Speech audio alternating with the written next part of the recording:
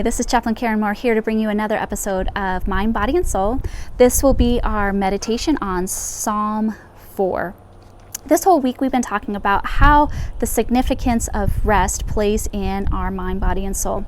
We talked about how when we have a routine of sleep, it helps us to recover, it resets our mind and able to deal with a lot of the traumas that we have been talking about addressing some of those things. It's also where healing happens. It's where recovery happens, growth happens. Sleep is essential for all of these things.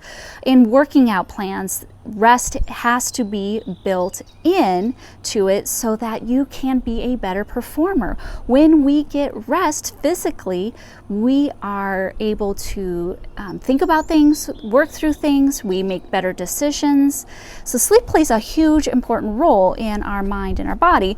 But what about the soul? How does sleep or rest affect the soul? And that's what we're going to take a look at today in Psalm chapter 4. A lot of what is going on in the backstory of Psalm chapter 4 is David is going through a whole lot of trial. He's going through physical trials of being rejected from his predecessor who is constantly attacking him. He's also gone through in his life trials of people uprising and trying to usurp his authority, and he has been through spiritual battles by being accused of so many different things, but yet he holds his innocence. And how he works through that is seen throughout these earlier Psalms.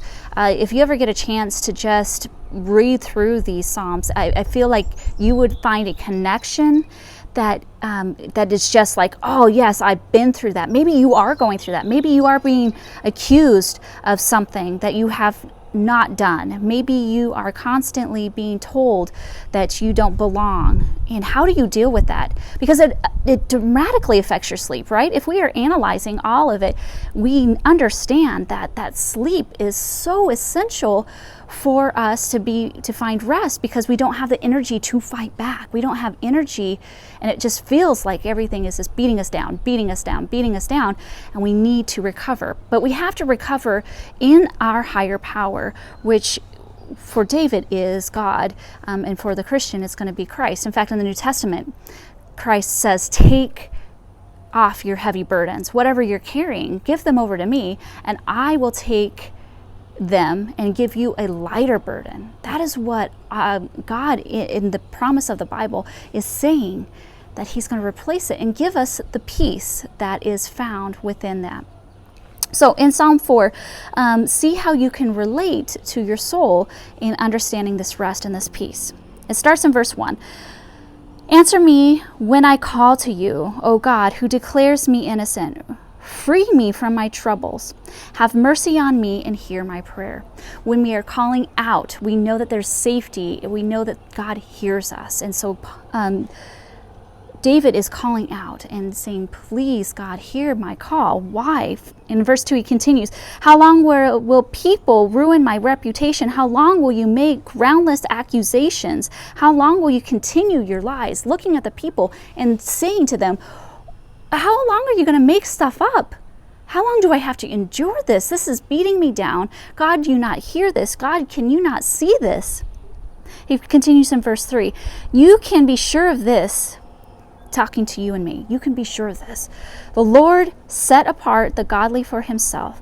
The Lord will answer when I call to him. Oh, you people out there, you can throw out your accusations, but know this, I belong to God, and he will be my defender. Don't sin by letting anger control you.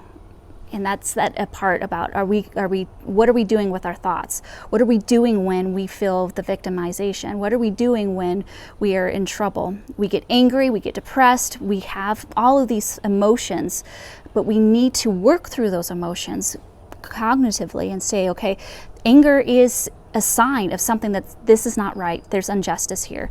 And where do we feel that in our body? And how do we process that? And so making sure. But we can let sin in by letting our anger just be uncontrolled and letting it ramp up.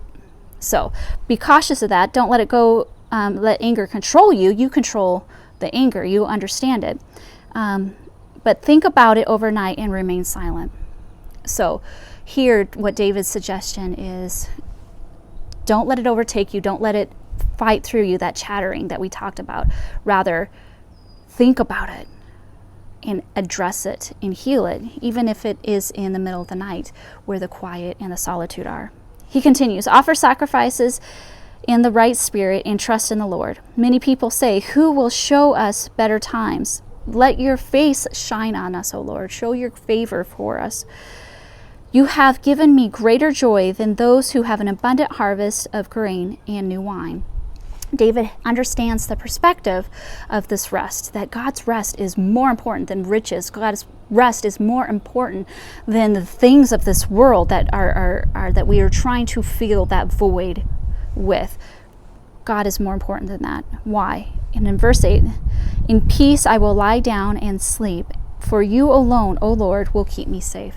There's this association with sleep, rest, and safety. If you feel unsafe, if you feel the world is against you, if you feel the outward sources coming up against you, where do you find that? That safety is found in the Lord, and you can dictate it, you can understand it, you can measure it by how much rest, how much sleep you are getting. Why? Because when God is in control, and I give over any sense of control. I can't control chaos.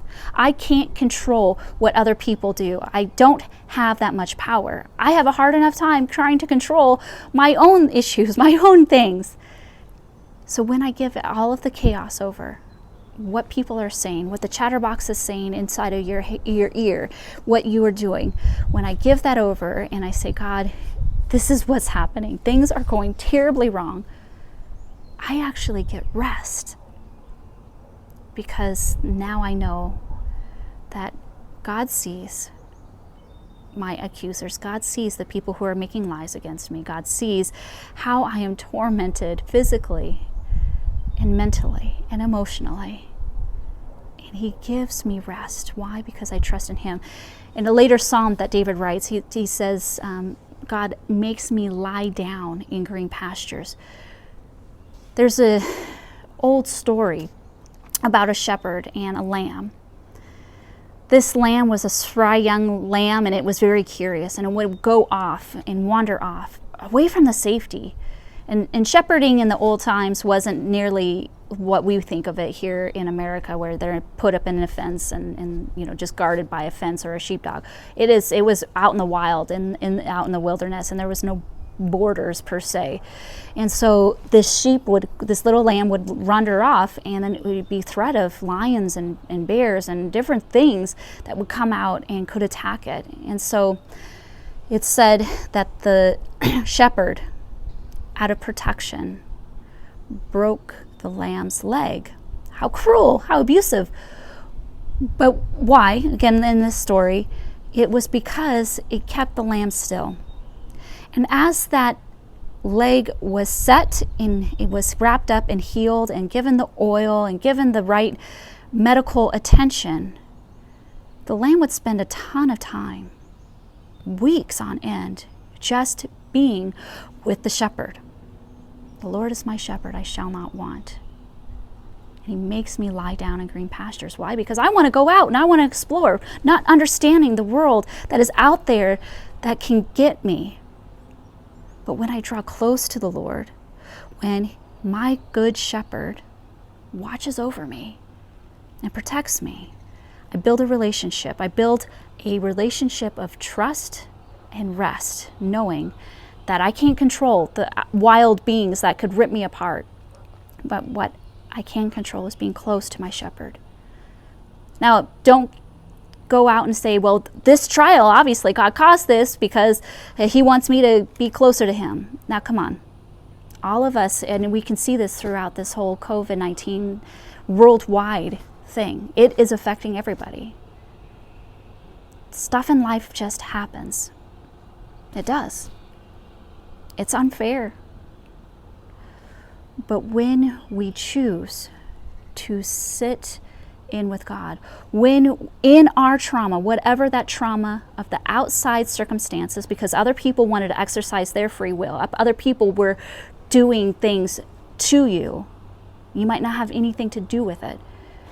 God uses that trauma, wraps you up close, binds and heals you, and draws you closer so that you can feel safe. So take this time and analyze and say, hey, am I drawing close to the Lord? Because I don't feel safe right now. Where can safety be found? It can be found in God. It can be found in His presence. So meditate on those things, analyze that, and understand that rest is essential. So much so that God gave the example that He rested on the seventh day, took a whole day off, so that we would stop our constant yearning of trying to be better and trying to compete. Because really, when you think about it, don't we do that? Or we try to party hardy and we're not really resting. We're really suppressing and trying to keep whatever life issues that you might have down. Resting in the Lord heals the soul. And you can measure that by how much rest you're getting. Take a look at these Psalms, these first set of Psalms, especially if you are feeling like you have some injustice in your life.